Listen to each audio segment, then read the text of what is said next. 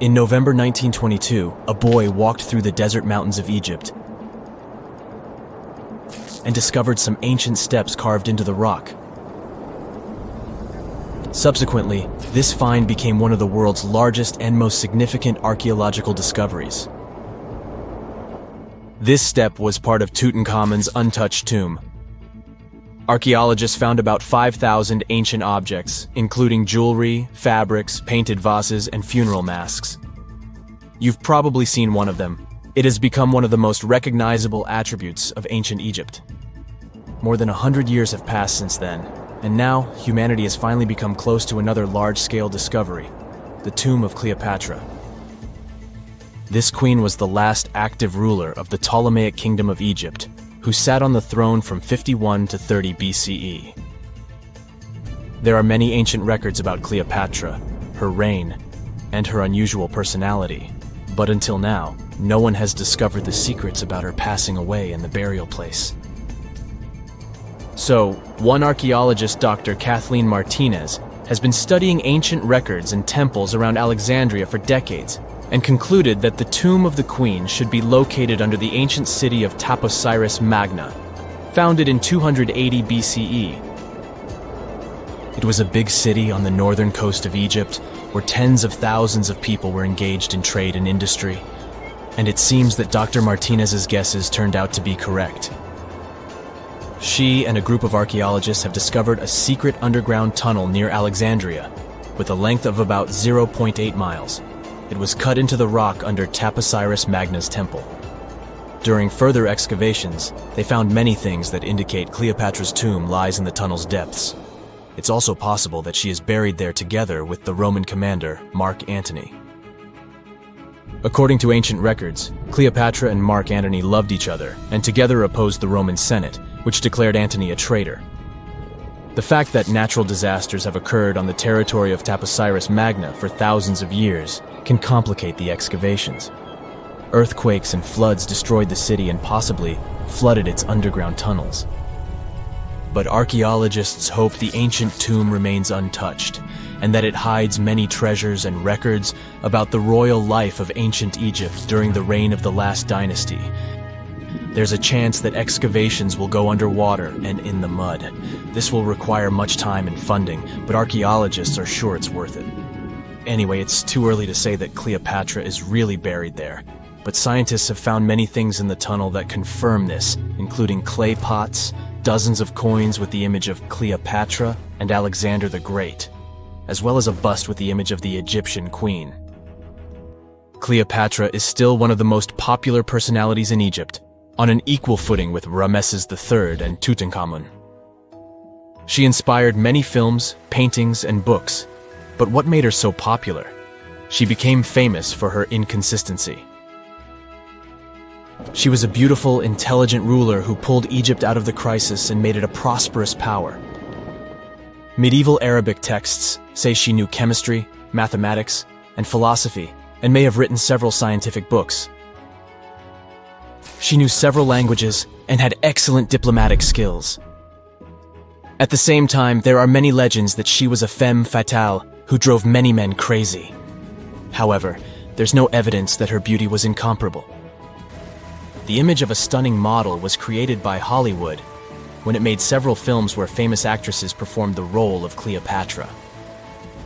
And the Roman Emperor Octavian, the adopted son of Julius Caesar, specially created the image of Cleopatra as an insidious seductress because he was her enemy. Even though she was born in Egypt, Cleopatra wasn't an Egyptian. Her ancestors were Greeks, among whom was one of the generals of Alexander the Great.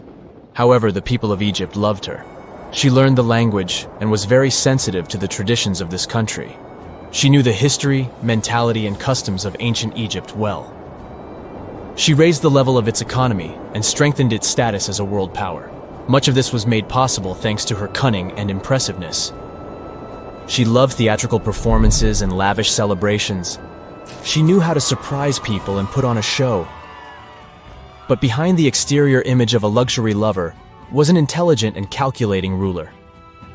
Ancient Egypt was a rich, luxurious country, and Cleopatra did everything to increase its wealth and strengthen its position in the international arena. For example, she was once in conflict with her brother Ptolemy XIII. The queen knew that she wouldn't be able to resist him, so she decided to attract Julius Caesar to their side. The Roman emperor arrived in Alexandria, where Cleopatra wanted to meet him, but Ptolemy knew about her plans and was about to prevent her from coming to Caesar. Then, instead of a rich and noisy arrival, Cleopatra decided to make her visit inconspicuous.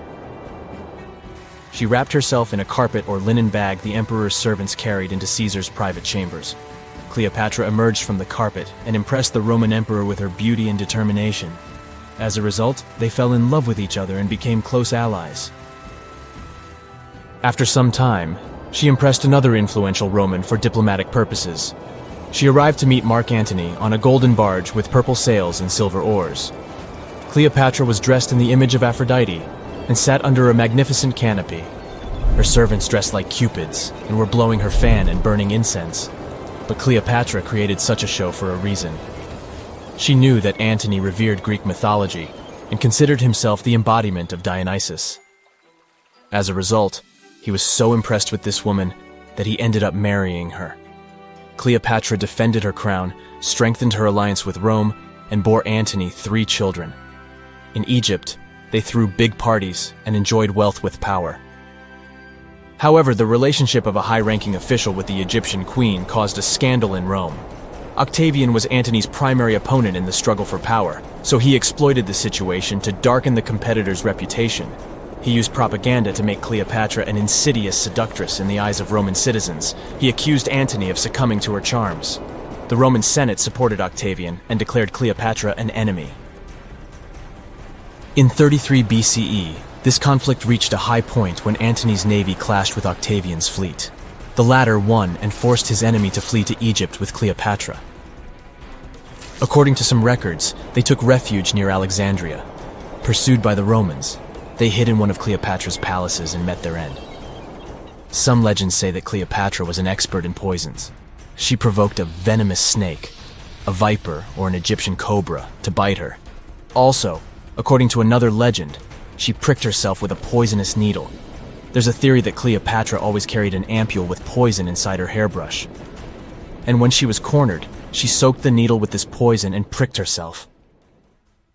None of this can be said for sure. Scientists are still trying to find out the truth. Perhaps when they reach Cleopatra's tomb, the world will get more answers about her tragic fate. She is considered the last ruler of Egypt. After her passing, Octavian plundered her palaces and temples and returned to Rome, where he became the main emperor. He successfully ruled the country and expanded its borders. His reign ended when he turned 75. World history would have looked different if Cleopatra and Mark Antony hadn't lost that naval battle. By the way, did you know that more time has passed between Cleopatra's reign and Neil Armstrong's flight to the moon than between the reign of the Egyptian queen and the construction of the Great Pyramid of Giza? Armstrong took a step on the Earth satellite in 1969, 38 years after the birth of Cleopatra. And the construction of the pyramid took place in 2560 BCE. Imagine how long the history of ancient Egypt is. Cleopatra is closer to us in time than to the pyramids. No man shall ever find my tomb. That's what, according to rumors, Cleopatra once said. Rumor has it really wasn't about the gender. She wanted no living soul to disturb her, and I think she meant that no human would ever discover the location of her grave. But, surprisingly, it was indeed a woman who was closer than anyone before to finally discovering the queen's resting place. Meet Kathleen Martinez, a criminal lawyer turned archaeologist. She got so intrigued with Cleopatra's story that she packed her bags and went to Egypt with no official support and even no permission from the authorities. All she had was pure determination to find the queen's tomb. Now, you could say Kathleen had always been ahead of the game. She skipped grades in school, mastered piano, chess, swimming, and martial arts, and grew up listening to top intellectuals debating in her home. And she even got her law degree at just 19, and archaeology was her side passion. She had never actually been to Egypt, never dug up a single artifact. But her fascination with Cleopatra went all the way back to an argument with her father in 1990. That day, she walked into his library looking for a copy of Antony and Cleopatra by Shakespeare. Her dad, Fausto Martinez, a professor and legal expert, casually called Cleopatra a seductress. Kathleen wasn't having it. She fired back, arguing that history had been totally unfair to Cleopatra. The Romans, she said, wanted to destroy her reputation, and for centuries, people had just believed their version of the story. The debate went on for hours, and in the end, her father admitted maybe he had judged Cleopatra too harshly. That conversation changed everything for Kathleen. From that day on, she read every ancient text she could find, especially Plutarch's account of Cleopatra and Mark Antony. The more she learned, the more convinced she became that Cleopatra wasn't just some queen who fell for the wrong guy. She was a genius, playing a dangerous political game to keep Egypt independent. And the more she read, the more she started thinking, what if everyone had been looking for Cleopatra's tomb in the wrong place? That thought stuck with her. When she was caring for her second child, she earned a master's in archaeology. Multitasking. That reignited an obsession that would take over her life, uncovering the truth about Cleopatra.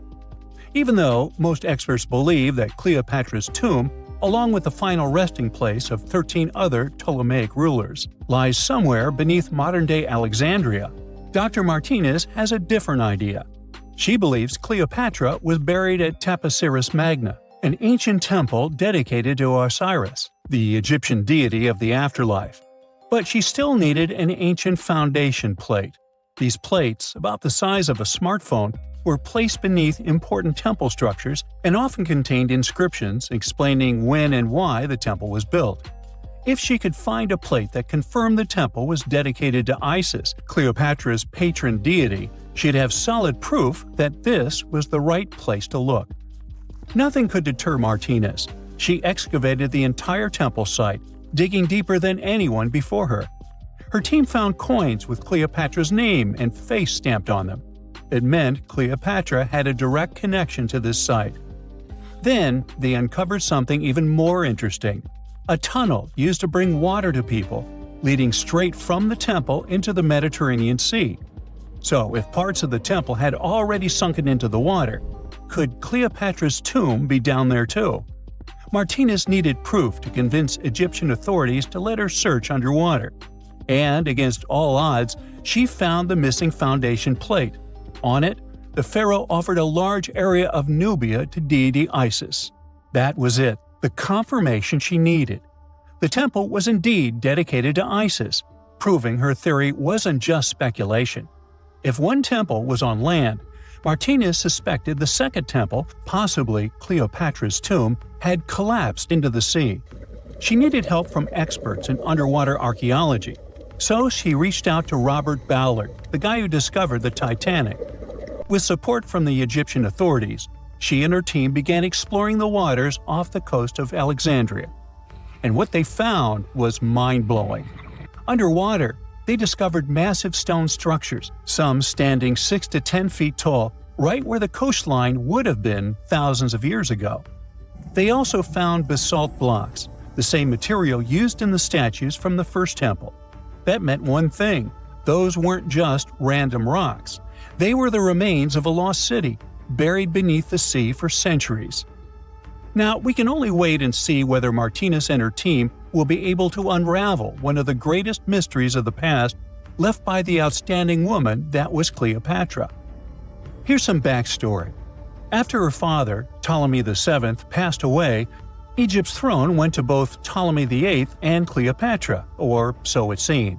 Cleopatra, just 18 at the time, allegedly married her 10-year-old brother. Yeah, ancient royalty had some different customs, though there's no solid proof of that. But sibling love didn't last long. Young Ptolemy decided he wanted all the power for himself and tried to push Cleopatra out. Forced to flee the country, she didn't just sit around feeling sorry for herself. She raised an army, ready to march back and take what was hers. That's how, at 21, she was already in the Sinai Desert, leading an army and planning her return to the throne. Now, by that time, Cleopatra had already been locked in a powerful political, and not only political, alliance with Julius Caesar. In June 47 BC, she gave birth to a son, Ptolemy Caesar, better known as Caesarion, who, many believe, was Caesar's child. But that didn't stop her from playing by Egyptian royal rules. And her husband number 2, her other brother, Ptolemy XIV. Yep, despite her ongoing affair with Caesar, Cleopatra married yet another sibling, because, in her world, keeping the throne in the family was the name of the game. Now, marriage aside, Cleopatra's bond with Caesar stayed strong. She even traveled to Rome with Ptolemy XIV for a state visit. But instead of playing the role of a dutiful queen, she stayed in Caesar's private villa by the Tiber River. But after Julius Caesar lost his life in 44 BCE on the Ides of March, Cleopatra's political standing became shaky. To make matters worse, her brother-husband Ptolemy XIV passed away soon after, and some suspect Cleopatra had a hand in it, leaving her as the sole ruler of Egypt. Meanwhile, back in Rome, Mark Antony was rising to power as Caesar's presumed successor. Wanting to size up the Queen of Egypt, he summoned Cleopatra, and she did not disappoint. Sailing into town on the lavish barge, dressed as a deity, Cleopatra made quite an entrance. Antony was instantly mesmerized, so much so that he left his third wife back in Rome and followed Cleopatra to Alexandria, where their relationship turned into a full-blown royal affair. The two had 3 children together. Together, they waged war against Caesar's adopted son, Octavian, in a battle for control of the Roman Empire. The last time the queen was seen, she was in her mausoleum, dressed in full royal splendor, diadem on her head, lying on what Plutarch called a golden couch. When Antony and Cleopatra lost at Actium, Octavian's forces marched into Alexandria. Cleopatra apparently knew the end was near, so she locked herself inside her mausoleum, surrounded by gold, silver, pearls, and priceless art. Those were the treasures she threatened to burn rather than let the Romans take them. Antony, meanwhile, wasn't going to let the Romans capture him alive. He wounded himself with his own sword, but before he passed away, he was carried to Cleopatra's side. She held him as he took his last breath in her arms. A little over a week later, Cleopatra made her own choice. Rather than face humiliation as Octavia's prisoner, she ended her life. Legend says it was the bite of a deadly asp, though history isn't quite clear on that. At the time, Cleopatra was only 39. Sounds like a rather full life to me. The ancient city of Taposiris Magna is hidden on the northern coast of Egypt. These days it has very little of its former glory, but what lies beneath it may hold the secret to uncovering a famous mystery, that of Cleopatra, the most memorable Egyptian queen in history. The recently discovered tunnel is also known as a geometric miracle for its time. Excavations have uncovered a 43-foot-long structure below the ground, which is partially submerged in water. Its shape and construction technique are similar to that of the Eupalinos tunnel, another amazing ancient discovery. This one is located in Greece and was built by excavating simultaneously from 2 points, aiming to have them meet in the middle. The use of math and geometry to make this construction was astonishingly precise for those days, more so since it was built near a mountain. Archaeologists that have been working on the Taposiris Magna site since 2004 believe this tunnel may lead to the lost tomb of Cleopatra. The clues they found so far seem to back up this theory. For starters, the city and its temple were built by one of Cleopatra's ancestors, Ptolemy II. All the architecture seems to indicate it was dedicated to the ancient spirit Osiris and his queen Isis. Throughout her reign, Cleopatra did try to associate herself with Isis, so it may be no surprise she chose this location as her final resting place. Scientists have yet to pinpoint Cleopatra's tomb, but research continues with the help of modern technology. To study this location better, archaeologists have even used a special device called ground-penetrating radar. This tool allows us to analyze what lies beneath the ground without being intrusive. Since this tunnel is so old, research needs to be done very delicately. Seeing pictures of what's underground before you start digging is incredibly useful, and has been done here since 2011.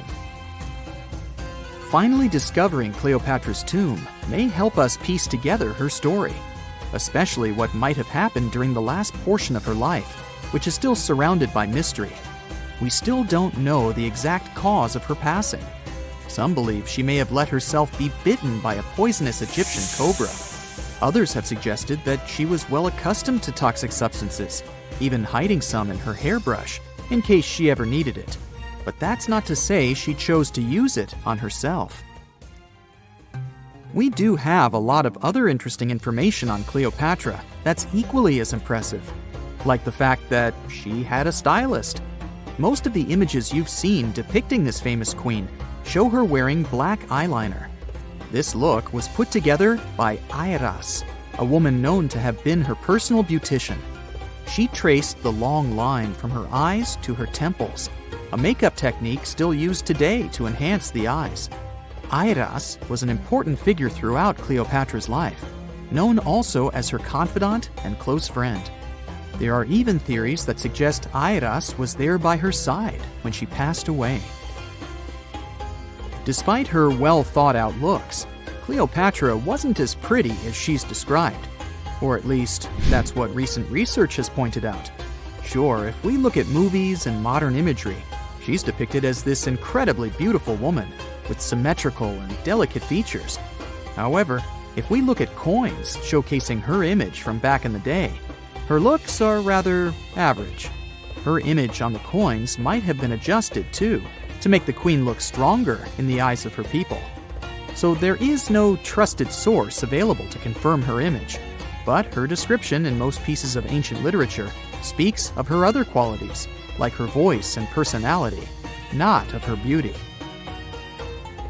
Cleopatra might have been the most famous Egyptian queen to this day, but she wasn't the first choice. She did have an older sister, Berenice, that was initially supposed to take the throne.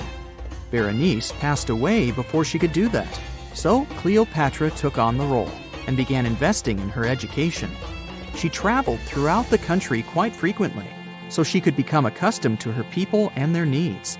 She was only 18 when the responsibilities were passed down to her, and immediately gained popularity because of her intelligence and education.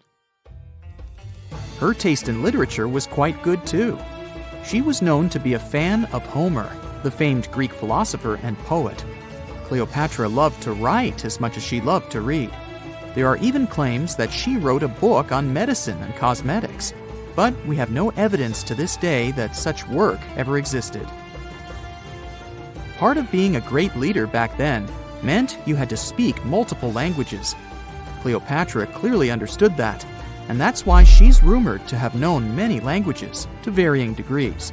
Some archaeologists suggested she spoke Greek, Egyptian, and Ethiopian, as well as many Arabic dialects. She might have even spoken Latin, but there's little evidence to support this claim. She might not have had angelic looks, but Cleopatra was really careful with the way she looked, even with her diet. She was known to have enjoyed simple meals, including a variety of fish.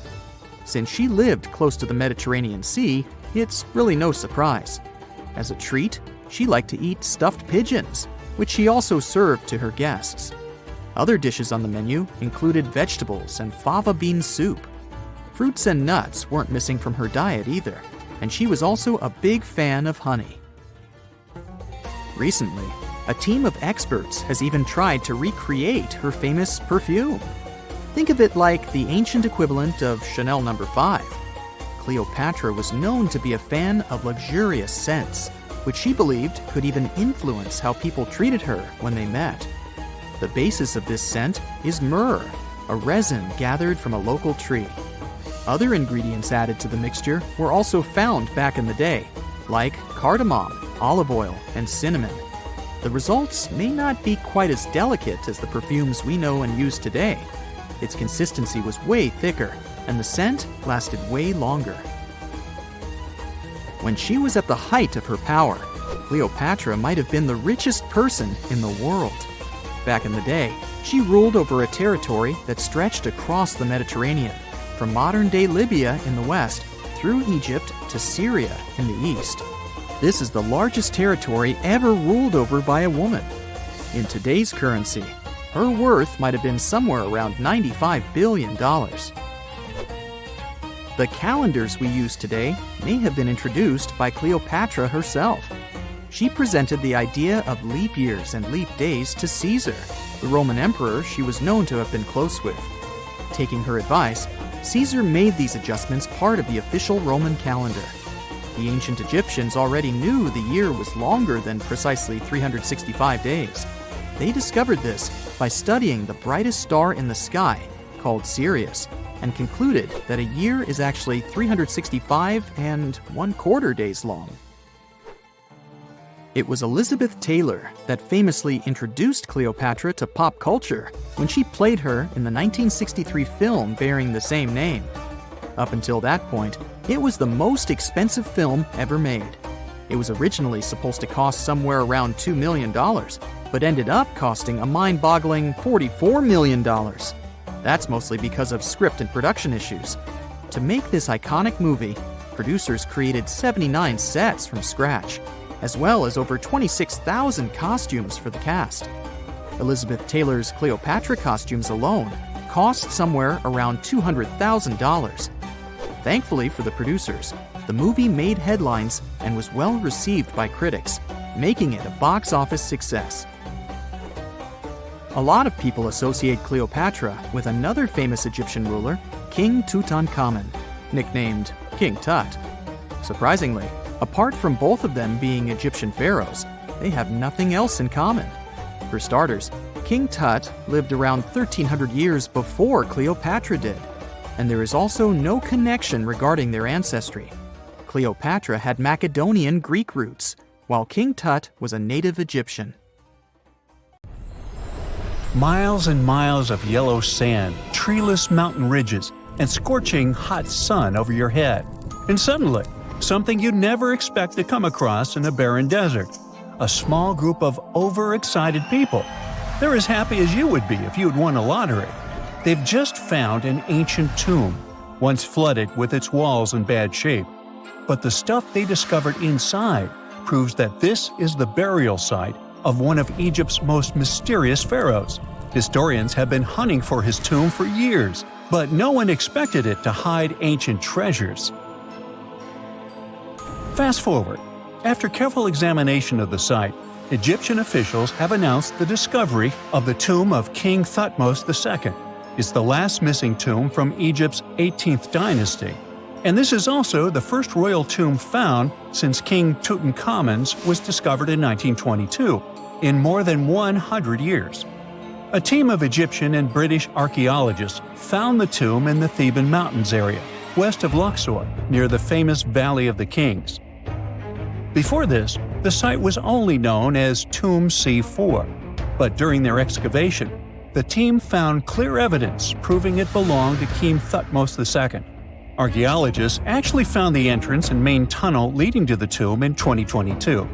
But at first, they thought it belonged to a queen because it was near the graves of Thutmose III's wives. It was also close to Queen Hatshepsut's tomb. Originally, it was prepared for her when she was just a royal wife. But everything changed when she became pharaoh. But we'll talk about this twist of fate a little later. But soon they realized that their discovery was much more significant. They found alabaster jars with Thutmose II's name and the words "deceased king" written on them. That's when they realized that the tomb was actually his final resting place. Sadly, Thutmose II's tomb has seen better days. According to the head of Egypt's antiquities sector and the leader of the Egyptian excavation team, the tomb suffered major damage from ancient floods not long after the pharaoh's death. Water swept through the burial chamber, likely destroying or displacing many of the original artifacts. Much of what had been once inside the tomb was moved elsewhere in an attempt to salvage it. The researchers found out that the tomb had a basic design, with an entrance, a sloping main corridor, and a burial chamber. The corridor was coated in white plaster and rose about 4.5 feet above the floor of the burial chamber.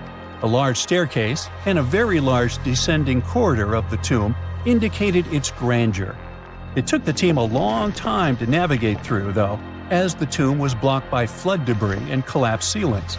Only after crawling through a 32-foot passageway with a small 16-inch gap at the top, the worst nightmare for those of us with claustrophobia, were they able to reach the burial chamber. There, they were in for another surprise.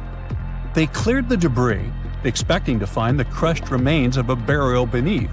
But the tomb turned out to be completely empty, and it was not due to robbery. It had been deliberately emptied. The researchers soon realized that the tomb had been flooded since it had been built underneath a waterfall. It happened just a few years after the king's burial, so the contents of the tomb were moved to another location. That's why there was a second corridor in the tomb. It was most likely made to help remove King Thutmose II's body from his flooded tomb. Despite the damage, the excavation team made some really exciting discoveries. They found traces of mortar decorated with blue inscriptions, yellow stars, and fragments from the Book of Amduat, one of the most significant funerary texts in ancient Egypt. The book was meant to guide the deceased through the underworld, ensuring a safe journey to the afterlife. Now, how about we sneak a peek at ancient Egypt's 18th dynasty?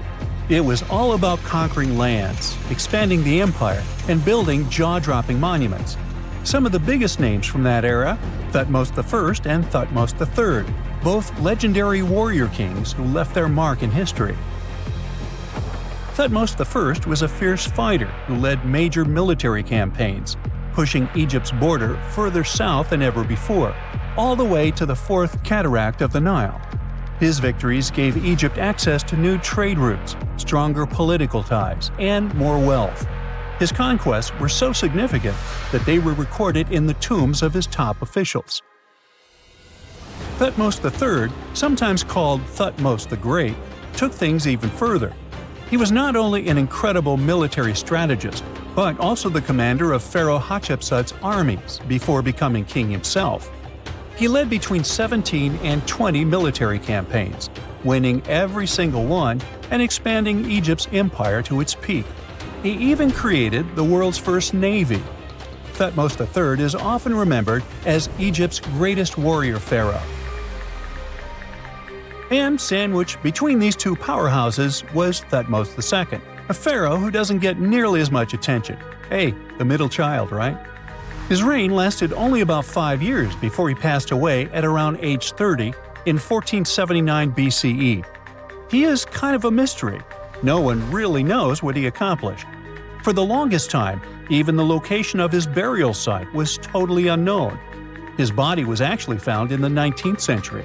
It was just lying around in the mortuary temple of Deir el-Bahari, in a secret chamber where priests used to hide royal mummies centuries after their original tombs were looted by grave robbers. In other words, Thutmose II's body must have been moved from his original resting place at some point in history to protect it. During his lifetime, Thutmose II made at least one major impact on Egyptian history.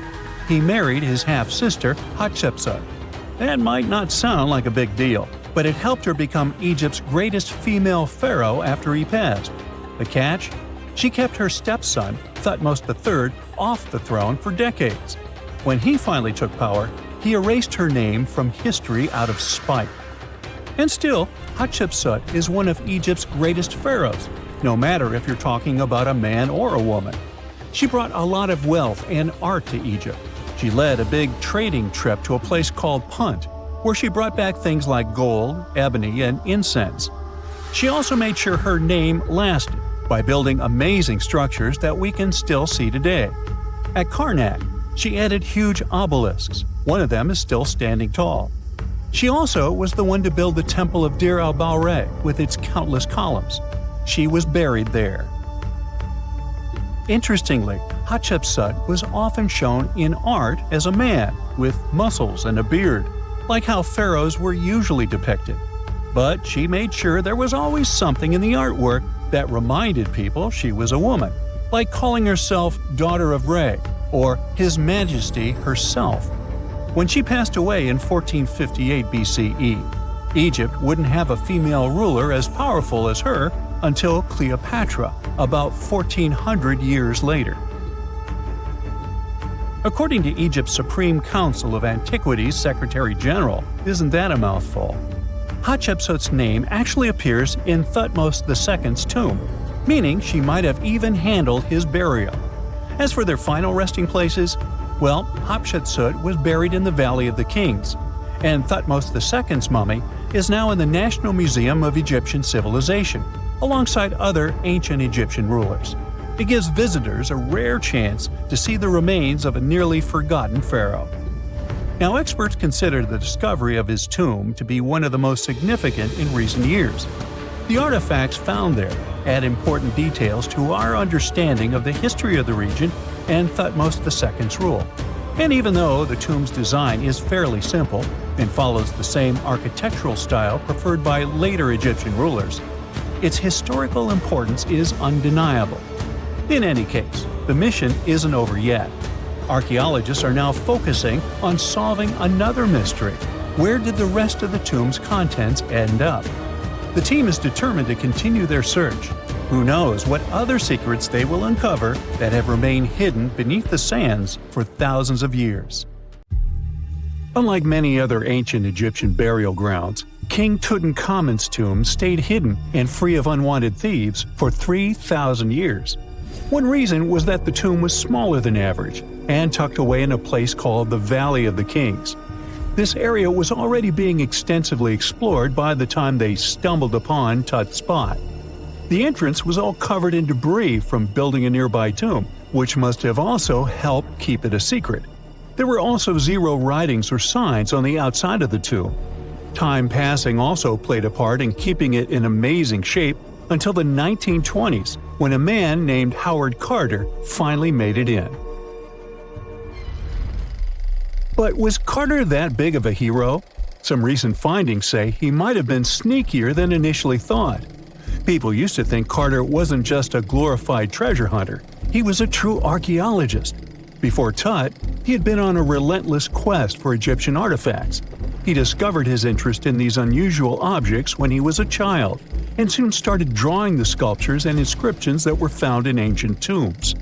After stumbling upon the remains of King Tut, Carter spent a decade recording and processing all sorts of objects, like golden thrones, chariots, and statues from Tut's tomb, shipping them down the Nile to Egypt's museum in Cairo. Well, at least that was the official story. More recent discoveries claim that not all of the objects made it to Egyptian officials. A secret letter seems to uncover Carter's little 10 for them, 1 for me policy. The letter in question was sent to Sir Alan Gardiner, a philologist and friend of Carter's, dated from 1922. In these writings, Carter mentioned having found the tomb and was asking his buddy for some advice. In another letter from 1934, Gardiner seems to be thanking Carter for an amulet, which was sent to him as a thank you gift. Carter was adamant that it didn't come from Tut's tomb, but evidently it did. Even the British director of the Egyptian Museum was onto Carter's sneaky endeavors, but couldn't prove it. He compared Gardiner's amulet to others from Tut's tomb, and lo and behold, they were a perfect match. Gardiner was so disappointed to have been put in such a sticky situation that he vented to Carter in another letter. Deciding to be a good friend, Gardiner didn't throw the famous archaeologist under the bus. Instead, he advised Carter to take those stolen goods back to Cairo, just like he'd advise you to like this video and subscribe to the Brightside channel for more amazing videos on the most unique topics in history. It's not the only shady piece of information on Carter's post-discovery behavior. In 1947, a man named Alfred Lucas, who used to work with a controversial archaeologist, gave some information in an obscure journal in Cairo. He claimed that Carter sneakily cracked open the burial chamber door himself. Then he sealed it back up like nothing had happened before the official uncovering. Now, why would he do that? Well, the same theory suggests that Carter and his crew might have entered the tomb early so they could get their hands on some ancient goodies. Obviously, these people couldn't risk having such objects sold while they were still alive, but made sure they were auctioned off after they passed. Carter, though, never confessed to anything. He made no official denial either, But the Egyptian government couldn't risk any more mysterious disappearances, so they prohibited him from entering the tomb for a while. Some have connected this apparent stealing to the curse of King Tut. If you've never heard of it, know that it became quite the scary tale soon after King Tutankhamun's resting place was uncovered. It claimed that anyone messing with the tomb of the boy pharaoh would face some serious bad luck. It's not all dramatic like a mummy going on an aggressive spree, but word got out that the people involved in disturbing King Tut's lair met some mysterious, untimely ends. The main untimely passing related to this supposed curse is that of George Herbert, the 5th Earl of Carnarvon. He was this British aristocrat who helped fund the search for the tomb. He passed away just a year after the tomb was opened. Now, people love to call it mysterious, but it turns out that Herbert was already in pretty bad shape health-wise when he got to Cairo, and he ended up getting taken down by a regular disease. Now, let's talk numbers. There were a lot of people linked to this tomb opening: security guards, archaeologists, and supporting staff. And sure, a few of them did pass not long after the tomb started receiving visitors. As much as we'd like this curse to be true for the sake of, good storytelling, statistically, if you have a bunch of people connected to opening a tomb, you'd expect some passings just by random chance. The average lifespan for those supposedly targeted by the ancient curse was more than 20 years after the spell was supposed to kick in. Herbert's daughter even lived until the 1980s, that's half a century later. And Howard Carter himself lived until 1935, a solid 16 years after the big reveal. Some have suggested that the whole curse was nothing more than a careful PR strategy. You see, when Tut's tomb was found, Howard Carter wanted to make a priority out of keeping nosy reporters away. So he might have come up with a curse hanging over anyone entering the boy king's resting place. But what was stolen from King Tut's tomb anyway? Well, some jewelry to begin with. It might have been snatched by Howard Carter himself, according to a French specialist. He did some intensive research by looking at old pictures taken from inside the tomb back in the 1920s. He compared those images to various objects from museums and auction houses. He soon started to piece together the whereabouts of some of Tut's jewelry. First up, there's this collar that used to be on Tut's chest. It was all broken into pieces, and some parts went via Carter to the Nelson Atkins Museum in Missouri. Meanwhile, other bits ended up on a necklace owned by some unnamed people who tried to sell it in 2015 but failed. Even the Nelson Atkins Museum agrees, as they've confirmed the information on their website. Then there's a headdress piece. Some beads from it that once belonged to Tut apparently got stolen by Carter too. They were also strung into a necklace and are now being held at the St. Louis Art Museum. Another fancy collar made out of glazed ceramic magic spent some time at the Met, far away in New York. Thankfully, it was sent back to Egypt a bit over a decade ago. This seems to have been, as you'd expect by now, also stolen by Carter.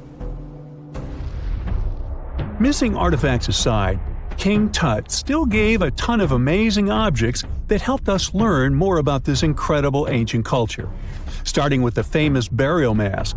It's this massive 21-inch gold art piece with semi-precious stones and glass paste. It weighs 22 pounds and showcases the boy pharaoh with a long beard and a headdress with a cobra and vulture. On the back, there's this spell from an important ancient Egyptian spiritual book that's supposed to make sure it works just as well in the afterlife. Tut was also apparently a board game enthusiast. They found 4 board games in his tomb, some made of ivory. Archaeologists also found a pair of gold sandals, though you'd imagine they were more for show than for comfort. In fact, the pharaoh probably never wore them in his lifetime. Now, speaking of fashion items, it turns out Tut was quite the fancy ruler. They even found a mannequin in his tomb that was used to pick out, adjust, and store his outfits and jewelry.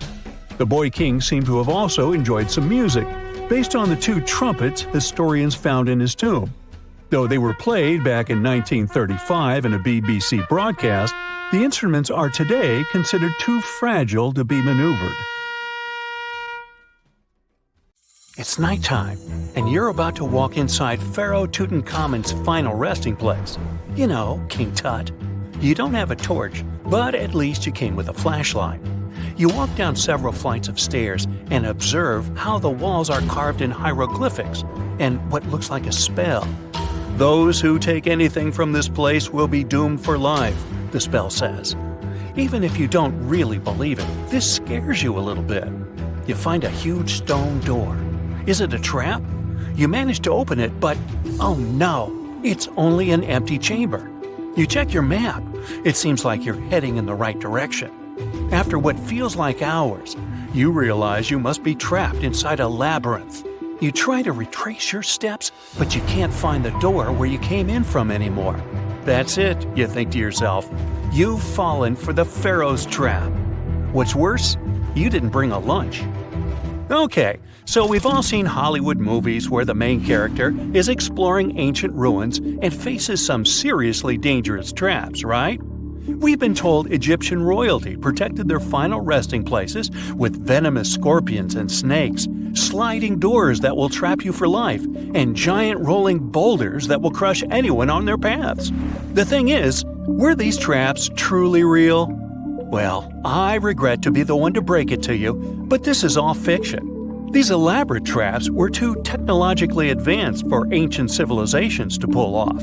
That is not to say, however, that there weren't any traps at all. Ancient civilizations, like the Egyptians and the Mayans, are known for their practice of building entire monuments dedicated to the ones who had passed away. These structures would often reflect the position of person occupied in society. So, for the really important people, the VIPs of their times, massive monuments were built to host their bodies long after they were gone. Some of these civilizations believed that a person's life would continue on the other side of the veil. For that reason, a person would be buried together with the belongings of their current life. If they had a lot of money and power and stuff, that meant their resting places would be filled with riches and gold. Now imagine if you lived in ancient Egypt and you knew exactly where all the pharaohs' tombs were located and had heard rumors of the amount of wealth kept in these places. Maybe you would be tempted to go check it out, right? We're talking about large rooms filled from floor to ceiling with golden artifacts, jewels, and even money. I mean, it does sound tempting. And since there weren't any security guards protecting the entrance of these places, Egyptians needed to get creative as to how they would protect these riches. These old civilizations found some traps to be useful. A recurring one was building empty rooms inside the monument to confuse a burglar. Now, let's take a look at Amenhotep III's final resting place as an example. It was built in the city of Luxor, in a spot also known as the Western Valley of the Kings. Two French engineers originally discovered the monument between 1905 and 1914 CE. The structure is huge and has more than 10 chambers, connected by long corridors and steep stairways. The King's Chamber is the most hidden one, and for an outsider to try and find it, they will probably enter a lot of empty rooms beforehand. Other pharaohs tried to protect their riches by commissioning monuments with false doors concealing pits that were up to 20 feet deep. This way, an unwarned and unwanted visitor would be surprised by the deep hole on their way to the king's resting chamber. Alongside false doors, pharaohs made sure to build labyrinth-style corridors and false walls. This way, robbers could take hours or days before they found the king's real chamber. As to pits with poisonous snakes on them, if there were any reptiles inside these monuments, they probably got inside on their own and would most likely not stay there for long. There is no way snakes would survive years and years without food inside these pits. So yes, another Hollywood-induced belief right there. If these traps seem boring to you, archaeologists did find an interesting deterrent in the final resting place of the Red Queen of Palenque in Mexico. Palenque was one of the most powerful Mayan cities in pre-Columbian Mexico, and the Red Queen was believed to be the grandmother of the last Mayan king, undoubtedly a person of immense importance to the empire. In her honor, a huge monument was built to keep her body after her passing. The discovery of the tomb itself was already thrilling. Archaeologists found an ancient monument when digging at the site back in 1994. The first thing they found was a room with a hidden door. Once they opened the door, they discovered a long corridor. Finally, at the end of this corridor was the Queen's chamber. The team of archaeologists was beyond excited to unearth this chamber with the mummy of the Queen herself still inside it. They found her to be accompanied by her pearls, jade shells, and expensive rocks. But as the team explored the remains, they saw something rather strange. The room was filled with a red-colored powder. Researchers knew that the color red was important to the Mayan people, and that much of their clothing and buildings were decorated with this color. But they didn't understand why the queen was buried with this unknown red substance. After they took a sample back with them for further analysis, they discovered that the red powder was cinnabar, a very dangerous mineral. This powder, when inhaled, can cause, shall we say, severe health damage to a person. The team concluded that this could only be a trap for anyone trying to steal her riches. Okay, so dangerous powders might have worked as the most intense traps we've seen until now. But perhaps the cheapest way to keep out unwanted visitors was to advertise spells written out all over the monument. We'd probably laugh at these today, but back in the day, they were more or less effective. Spells usually said that the person who took anything from that place would meet a tragic fate. Some spells said that robbers would lose their houses in big fires or terrible floods. Other spells said burglars would have incurable and undiagnosed health issues, but they weren't really enough to stop people from taking any gold. There are some stories surrounding how these spells might have been real. One of them is from the famous British Egyptologist Howard Carter, the one responsible for unearthing Pharaoh Tutankhamun's resting place in the 1920s. After months of unsuccessful digging, Carter discovered the tomb's existence by chance. He found the entrance to a stairway right beneath the soil where he had been searching all those months. With the help of a team, he cleared the piles of sand blocking the stairs and discovered a doorway. The door had several royal symbols carved into it, and Carter knew this could only mean a very important person had been buried there. And he was right. With a chisel, he made a hole in the top left-hand corner of the doorway and lit his vision with the help of a candle. He couldn't believe what he was seeing, the reflection of several golden and jeweled items crowding the chamber before him. Lost for 3,000 years, Carter had just discovered the final resting place of King Tut. But the story didn't finish here. This discovery was accompanied by a series of unfortunate events that led people to believe it had something to do with the pharaoh's spell.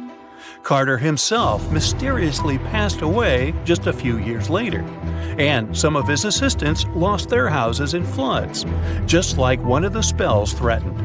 Some say it's just coincidental, as there's no real proof of these things being connected. Well, what do you think? Was this an effective trap after all?